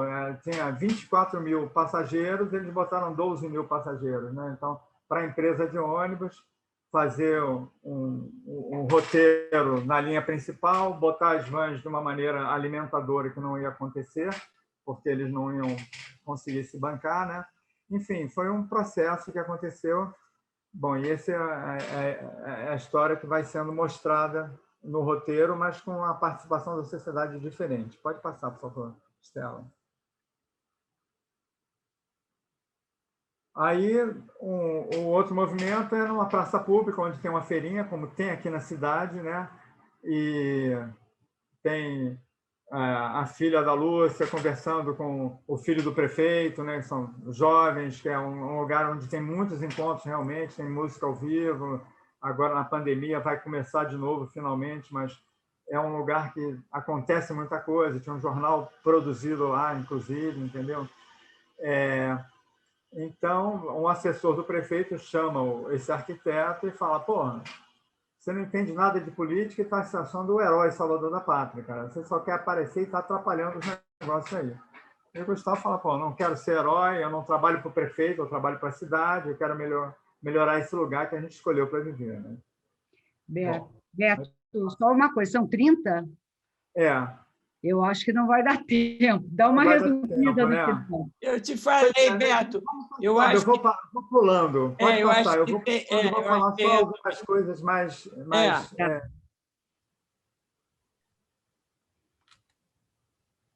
Bom, na sala de aula, essa Renata, que é professora, ela faz uma vivência diferente, ela pega um mapa da cidade, como é que as crianças vão mostrando como é que elas chegam na escola, né? Uma aluna mostra que ela tem que dar uma volta enorme porque as ruas não estão conectadas, né? E, enfim, é uma história de disseminação do entendimento dos problemas de mobilidade desde o nível... Eu dei aulas aqui também, com trabalhos feitos até no ProURB e tal, em escolas de ensino médio também. Pode passar. Vamos passando rápido aí para a gente chegar. Bom, no bar de uma pousada, os caras estão conversando sobre associação comercial e tudo mais, a participação, né, nas audiências. Pode passar. Vamos passar muito rápido para a gente chegar. A segunda audiência pública continua sem essa condição, né, não trouxeram nenhuma novidade, mostram um desenho de transporte público pela via principal, enfim, que não atende os moradores, vai continuar os carros dominando a cidade e a classe pobre com um serviço de transporte muito, muito ruim, né? E aí a Renata pede uma terceira audiência ao Ministério Público e que as decisões sobre o transporte têm que se dar em dados reais. Pode passar.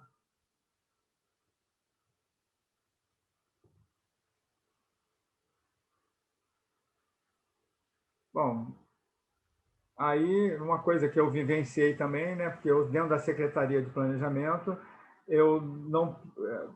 todos os funcionários, até não concursados e concursados, queriam que eu fizesse parte do Conselho Municipal e eu fui vetado.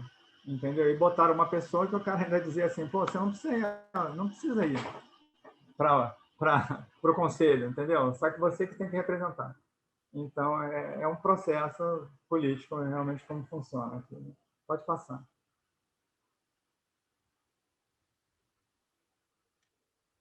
Bom, aí no pátio da escola tem uma apresentação, né, no pátio da escola onde estuda o filho do prefeito, a filha dessa advogada e tal. Bom, pode passar.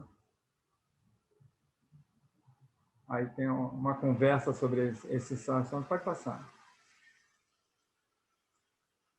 Aí está o prefeito conversando com o filho, na varanda, de frente para a praia, e o filho dele fala que não entende esse plano de mobilidade, a cidade vai ficar com mais carros, mais engarrafamentos e tal.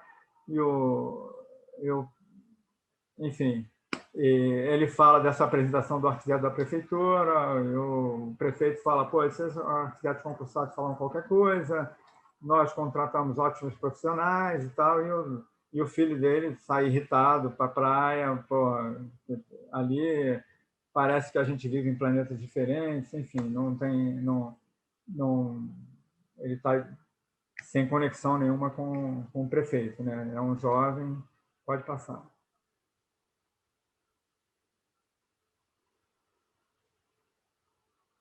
Bom, Daniel vai pela praia, encontra outros amigos, pode passar. Ele é atropelado por uma van, quando está pedalando com a prancha e tal. Pode passar. Bom, é no pátio do estacionamento de vans que eles resolveram ir desde aquela reunião da escola. O presidente das vans acaba comprando essa história em vez de ficar submetido à empresa de transporte que ia dar um dinheiro para ele ceder, né? Pode passar. Isso termina... Vai num processo que era saber se eles se mobilizam e vencem. Se mobilizam, conseguem fazer uma transformação na cidade. Bom, acontece o seguinte, a terceira audiência, o arquiteto não consegue chegar. Ele não chegou porque ele saiu de casa, foi atropelado. Nossa. O cara que atropelou ele achou que ele já estava morto. Essa Lúcia sai da terceira audiência e chega na casa dele, porque ela fica preocupada, porque o debate ficou mais reduzido, porque ele é o cara que mais entende dessa questão de mobilidade. E ela chega na casa dele e chama um médico, mas ele só estava desmaiado, tal, e depois eles ficam em casa e conseguem, então tem uma relação emocional e mais preocupada com o que acontece realmente, né? Isso é um fato, que os sistemas de transporte, as mortes acontecem muito, né? Eu já fui ameaçado aqui dizendo assim, é muito fácil matar alguém, cara. Finge um assalto na sua casa e você morre ali, num assalto, entendeu? Então, você se colocar politicamente, né, numa cidade pequena é muito complicado, né? Então, sem uma mobilização realmente, quer dizer, essa fantasia desse roteiro não é idealista, né? Não é para a gente chegar no final, pô, deu tudo certo, né? É para trazer essa perspectiva de uma mudança de comportamento da nossa cultura social, né? Dessa cultura onde as pessoas se submetem para pegar pequenos trabalhos, pequenas vantagens das pessoas, e também da limitação do modernismo, né? Porque o modernismo ele favoreceu muita coisa, né? As especializações técnicas são fantásticas, mas ele criou uma separação dos conhecimentos, e a visão do conjunto, a visão social, ela deixa de ser entendida pelas pessoas. Então, você chama o técnico especialista, e isso é um favorecimento à dominação política, né? Essa cultura moderna que a gente tem que superar, porque a gente não consegue fazer interagir as diferentes secretarias na cidade, e nem na universidade. Muitas vezes, cada cada lugar, você chama o pessoal de transporte público, os caras são especialistas em fazer cálculos e tudo mais, mas os caras não estão vendo o contexto da cidade, né? O que é uma cidade turística? Está parecendo um filme autobiográfico, não é não? Eu falei disso. Fantasia. E tem uma coisa que eu acho que é interessante, que você conversou comigo, que eu queria que você falasse, que é o uso que é a ideia da pesquisa, né? Que é o uso que você faria desse material, né? Você iria levando a vários lugares, lembra? Teria um uso assim de promover debates em várias. Exatamente. Já houve interesses de cineasta até pela história do roteiro. Teve um primeiro interesse. Mas a ideia, porque a gente tem pessoas que fazem cinema aqui, tem pessoas da área da cultura aqui, então a ideia seria fazer esse trabalho com atores da cidade. Pode ser atores realmente ou até atores sociais, pessoas que participariam dessa... Enfim, é um trabalho... tem que ter recursos também. É um trabalho de mobilização, né? Mas é isso, de construção do filme, e depois esse filme pode trazer para outras cidades também, para a própria cidade, né? Essa é a proposta desse roteiro. Eu acho que só para dar uma palpite, eu acho que você tem que, quando apresentar esse projeto, você tem que começar por aí. Agora, o que está faltando no roteiro, desculpe, o que está faltando no roteiro é a arte do roteiro ainda, né?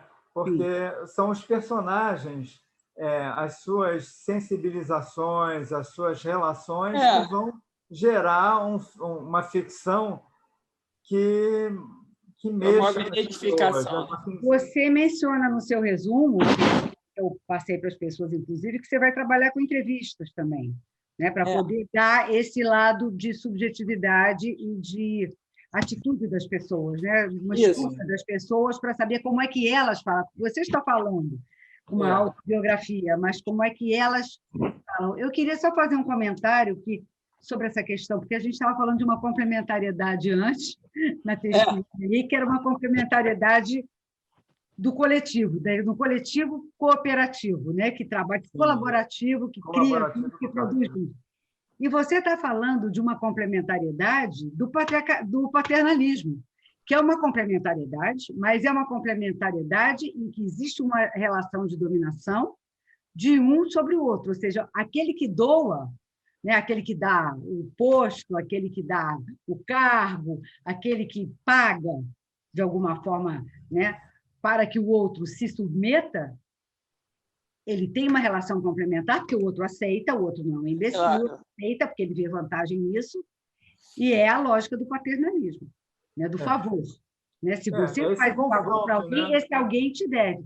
Então, eu só queria chamar a atenção para isso, quer dizer, que a gente tem que qualificar que tipo de complementariedade as pessoas estão falando, né? Porque tem essa complementariedade que é aquela complementariedade de fazer junto, que você está defendendo também, quando você fala, mas é por livre e espontânea vontade, né? Não porque você está trocando por um favor, é porque você tem interesses próximos, né? Então, identifica. E você tem aquela complementariedade que é impositiva, de alguma forma. Ela não é impositiva no sentido de que o outro não quer, ele não está subjugado. Ele acha que vale a pena, não é? Porque você tem que se perguntar por que essa população que você coloca aí, ela aceita e ela acata, não é? Essa situação. De alguma forma, não é porque ela não tem raciocínio, não é aquela história de alienação, não. É porque ela não sabe os seus verdadeiros interesses.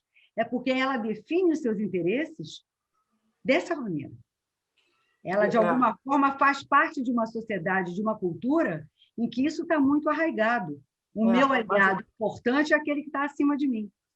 Mas eu vou te falar sobre as estratégias da dominação política. Eu fiz, dentro de um hotel que um cara que eu conheço, o dono, fiz uma audiência paralela com um número enorme de pessoas, mostrando o nosso plano de mobilidade anterior ao plano da FGV. pegamos mais de 500 assinaturas, levamos para a Câmara de Vereadores e eu fiz uma audiência na Câmara de Vereadores para modificar a lei. Porque a lei, ela favorecia disfarçadamente, a lei mandada pelo governo para a Câmara, favorecia disfarçadamente, dizia que só podia fazer trajetos alternativos depois que retificasse essas vias e tudo mais e tal. Então, eu consegui mudar isso. Eu fiz depois mais 3 reuniões com os vereadores e com advogados e tal. Só que o que aconteceu? Na verdade, isso era uma disputa entre as vans e a empresa salineira de transporte público. E consegui modificar a lei. Então, a empresa de transporte público não conseguiu o que ela queria, mas o que ela conseguiu? Ela conseguiu ainda durante explorar o filho do dono da empresa, ele explora todos os estacionamentos da cidade, entendeu? E conseguiu mais umas linhas de ônibus e o processo acabou assim. E as vans continuam também no mesmo processo e o cara do ônibus conseguiu uma outra renda para poder me pagar o prefeito, os vereadores e todo. Então, isso foi o real. No roteiro, isso vai ser que a gente não chegou até a frente. Vai ser mostrado como o prefeito resolve com os caras. A gente não está conseguindo resolver essa história da audiência pública, mas vamos começar logo com os estacionamentos e tal, e vamos pegar mais uma linha e tal. E, enfim, agora, o trabalho dessa sociedade é realmente fazer uma modificação e acaba o filme as pessoas conseguindo começar esse processo. E aí, andando e tal, é só o começo. Não acaba com um final feliz. Acaba com um processo de transformação da cultura social. Eu acho até que essa pesquisa só acaba no segundo filme, que é você filmando as pessoas reagindo ao filme, não é não? Uma ótima ideia. A lá Eduardo Coutinho. Acho ótimo. Sim, mas tem... Claro. Mas eu acho que você fala isso, né, Beto? E aí ele vai fazer as audiências e aí é que você vai testar a eficácia desse teasing, né? desse instrumento de conscientização. Boa ideia. Ótima ideia, porque as pessoas vão ver esse processo do filme e vão poder reagir a isso. Acho uma ótima ideia. É uma ficção mostrando as pessoas se comportando de uma maneira diferente do que elas se comportam, né? Mas é interessante, por isso mesmo, essa sua ideia de usar atores moradores locais. Sim, porque identifica, promove identificação. Vamos ver. Primeiro, eu tenho que concluir o roteiro, né? Que é essa minha proposta. Eu já passei os pré-roteiros assim, para várias pessoas que já se interessaram, e tal, mas eu ainda não consegui fechar, né? Porque eu acho que falta a emoção dos personagens dentro... porque o roteiro é uma coisa muito... eu não quero fazer um relato, né? Não é um documentário, né? É uma coisa que mexe com a emoção das pessoas. Falta o diálogo, né? Faltam os diálogos. Os diálogos, exatamente. Que tem que ser muito sucinto, né? Bom, é isso. Muito obrigada a vocês dois que apresentaram os trabalhos hoje. Foram as primeiras apresentações de trabalho do pós-doc desse 2021. E eu acho que em termos da gente poder conversar, né, e discutir os nossos trabalhos, eu acho que esses encontros de pesquisa são muito importantes. Eu adoro. E convocar aqueles que ainda não enviaram demandas de apresentação, a gente ainda tem vagas na agenda. Então, tá, queridos. Olha, só para vocês ficarem sabendo, já vou dando um spoiler, que no próximo debate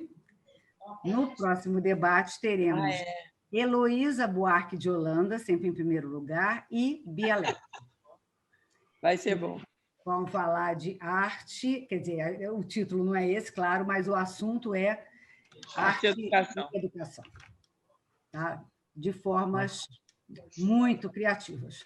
Porque a Bia é um arraso, né? Irreverente. A Bia é um arraso. Então, preparem, salvem a data. Tá? Eu não me lembro mais da data exatamente, se Rosângela estiver por aí, ela pode informar, mas está no nosso calendário. Eu acho que é dia 20. Que vocês já receberam. Eu acho também que é dia 20. Deve ser. Em 15 dias. Então, tá. Muito obrigada. Obrigado a vocês, boa noite para todos. A gente vai se ver de novo dia 20, esses intervalos estão muito longos. Que bom. Obrigada, Alberto. Obrigado, Alberto. Um abraço.